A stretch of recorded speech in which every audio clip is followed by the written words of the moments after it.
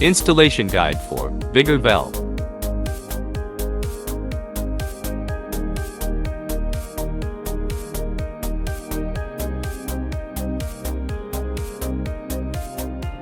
Three.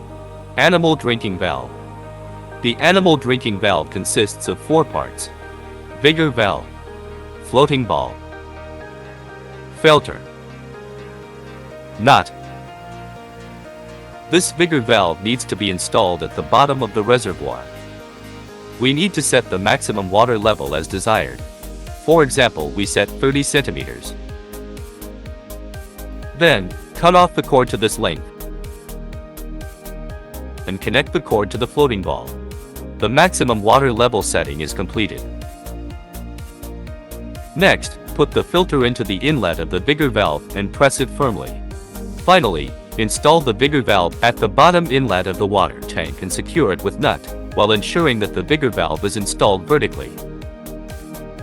Installation of animal drinking valve is completed.